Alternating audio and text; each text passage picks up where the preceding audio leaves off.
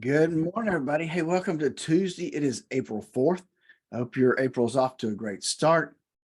Hey, yesterday, um, it was kind of a mixed bag yesterday. We'll talk about that more when Dave joins us in a few seconds. But hey, this morning we got a lot of green ink, and hopefully that will continue as we move forward today. But let's not forget that there's so many things that you and we just can't control, but you can control how much risk you have in your portfolio.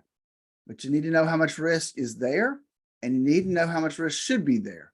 That's why I developed the core retirement design. Give us a call at 863-382-0037.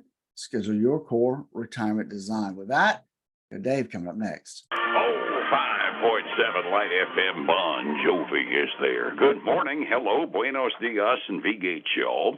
We're at 8:39 here. It's 21 now before 9.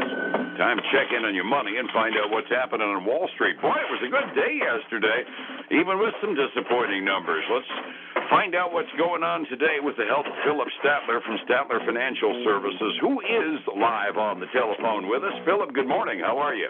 Hey, good morning, David. Doing well today. I would say April's off to an okay start, right? We had a mixed bag yesterday between the S&P 500 and the Dow heading up, but the NASDAQ just couldn't quite keep up with everybody.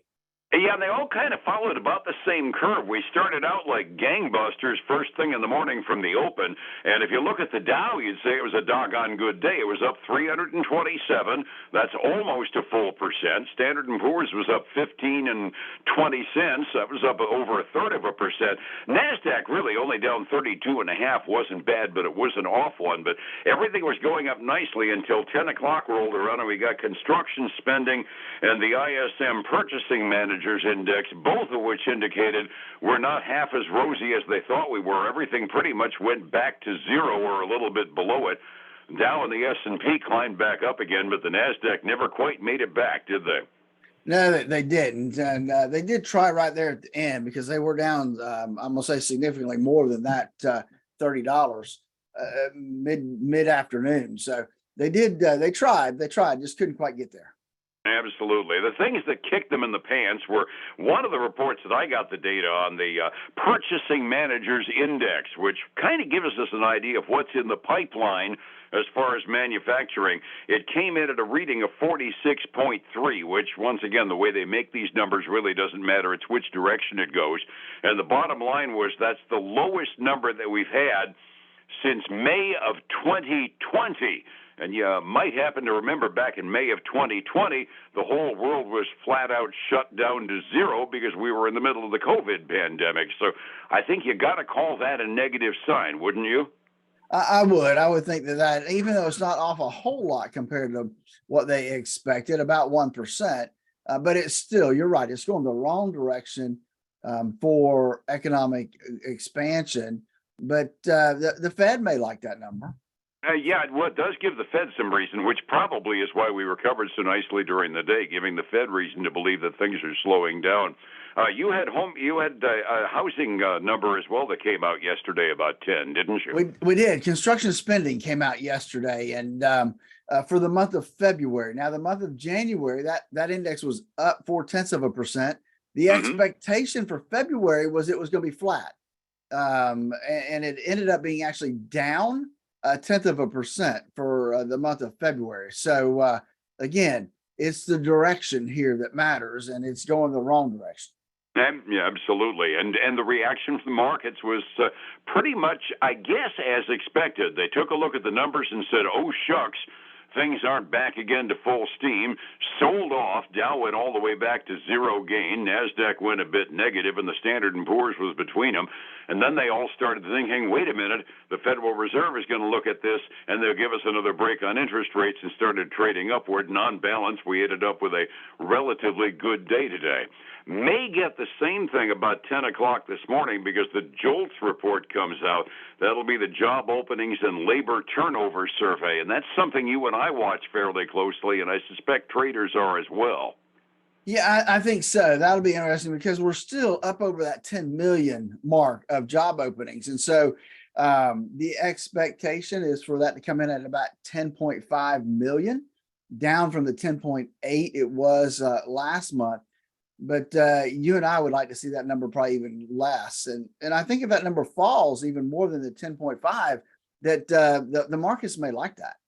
And you know, it sounds weird to be able to say it cheering for unemployment, but really a little bit better match between available jobs and available workers would definitely help the economy a bit. And right now we got 10 jobs for every worker that's actually looking for them. May not match up with the skills, but the jobs are out there. That much we know. That's right. And you talked about the ISM manufacturing number. Well, today at 10, we get the factory order number. And I think that will be telling as well to see which direction that goes. Yeah, these are all numbers that in a normally functioning economic time, we almost blow off and they don't have much of an effect. But right now, while everybody's looking at pins and needles and wondering what the Federal Reserve is going to do or looking for clues as to which direction the economy is going, their importance kind of gets inflated. Talking about the JOLTS report, you know, we talked about McDonald's yesterday, looking at a bunch of their white-collar workers and doing a decimation number with them, and unfortunately doing it by Zoom, evidently, because they closed their corporate offices for a couple of days. Google's been cutting back as well. News item is almost lighter side in the process. Google is now rationing staples at their home office. Yeah. I mean, it was a running joke around here. I used to steal Reuter's stapler all the time because I was too lazy to put new staples in mine. In Google, the boss might just walk by and take your stapler because it's an economy cutback. Yeah, I tell you, that's kind of it's hard to believe a big company like that gets down to staples. Yeah, exactly. Other things that are moving that have some more impact, Virgin Orbit, Branson's fancy pants send him into space routine. They declared Chapter 11. That's supposed to be a growth industry. Elon Musk is probably either sweating or smirking right now. I'm not too sure which. Well, I think the issue is that they were looking for some funding and they just couldn't get it, and so that forced them into this bankruptcy situation, which is going to basically lay off nearly all of their workforce going forward. So we'll see. The question is, can they go out and restart and come back, or is Elon going to be able to get some cheap assets here? Yeah, may get some spare parts somewhere down the line, right? That's right. Other things that you see affecting us today, other than the obvious oil price bump. Well, oil prices. I found it interesting. Jamie Dimon came out and said the banking crisis is not over, and is going to cause some repercussions, not just for this year, but for some years to come. I didn't get a chance to really dig into the article that much, but when Jamie Dimon speaks, people really start to listen. He's one of the big kahunas in the banking industry. My first response when I saw that article come across my ticker was, gosh, Jamie, what was your first clue, huh? Yeah, exactly. So the question to me is how long, right? What's the repercussions down the road, and how long is it going to take for that industry to recover? And that's the thing. We don't. This is nowhere near 2008 and 2009. We always have to start out with this at the outset. But we've seen a couple of regional banks, like Silicon Valley, like the other one that got put into a shotgun marriage, both going out because primarily they didn't have things matched up with the funds they hedged with on federal interest rate bonds. Well, we don't know how many of the other banks are out there, and a small run on the deposits could cause one of the other super regionals to go. So, I mean, Dimon's words of caution are well put. We don't know who else is close to the edge as well. Well, that's right. We don't. And obviously, as earnings season comes into play, we may see more hints of what that is. Absolutely. The thing is, you know, with the interest rates as wild as they especially got for a little while, with inversions between the 30 and the 2-year federal bonds, I got to believe a whole bunch of banks were taking advantage of that and just flat out didn't have their assets and their liability terms matching up properly. And that really is the simple summary of what did in Silicon Valley. It is. And again, and I think Silicon Valley probably did make some missteps. Management did in the way they ran their portfolio. But I think if you take that down to the regional bank level, who those guys were trying to do the best they could, nobody anticipated the historic rise in interest rates that the Fed gave us over the last 12 months. And I think that, again, I'll say this, that the Fed is partly to blame for some of the banking issues we're seeing right now. Oh, I'll throw my vote in on that. I mean, I'm scapegoating aside down the line, and yeah, hindsight being 2020, the executives at Silicon Valley screwed up. That having been said, federal bonds are about as safe a hedge as you can get, and if you're a banker, it's the right place to go. And with interest rates changing as fast as they're changing, it's not hard to get behind the curve, which is why I'm a little suspicious of some of the other super regionals that are out there. One bad rumor, and all of a sudden one of them could find themselves upside down as well for no reason other than the fact that they just got mismatched for a few months. That's right. Well, and all it takes is a rumor, right? And people start pulling their deposits, and that spins a bank into this tornado. Absolutely. That's exactly what happened at Silicon Valley Bank. And because, they'd been a little more adventurous than maybe in hindsight they should have been, they ended up becoming the poster child. But it ain't a hard problem to get into. Other things coming up, it's going to be a big employment week, and it's going to be weird because the big numbers are going to come out while the market is closed on Friday. But tomorrow, I think we're still scheduled to get the private sector employment number out of ADP, aren't we? Yes, we are. Yep. ADP's reporting tomorrow. I'm trying to think. We get the ISM service number comes out, but that's not till 10 o'clock tomorrow. And then obviously Thursday is jobs day. Friday, we get the official jobs unemployment report and the official unemployment rate.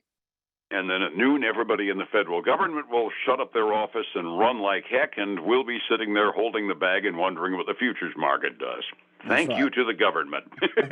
Resetting the table yesterday, call it on balance, at least based on the weight of the blue chips, it was a good day.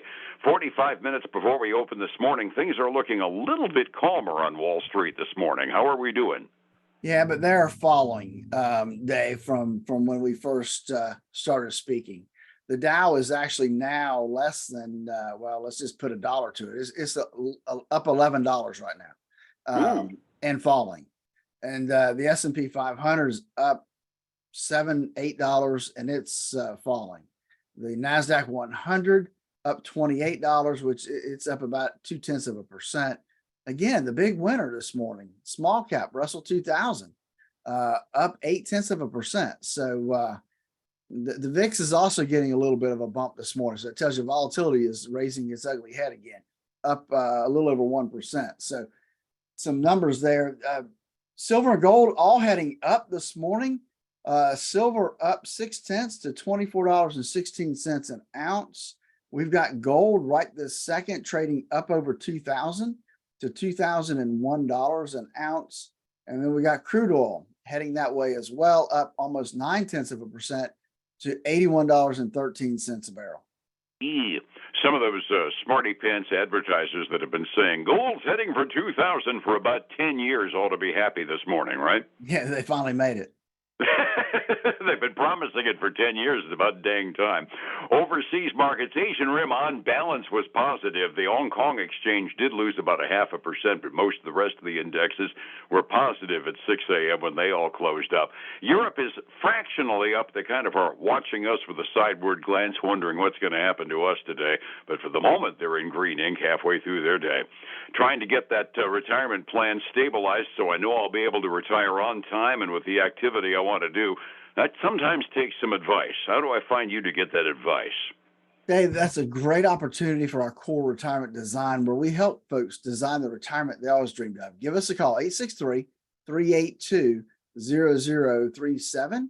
Join us this weekend for the Statler Financial Radio Show, 6 a.m. and noon on Saturday, 10 a.m. Sunday morning on Highlands News Talk 730, 95.3 FM.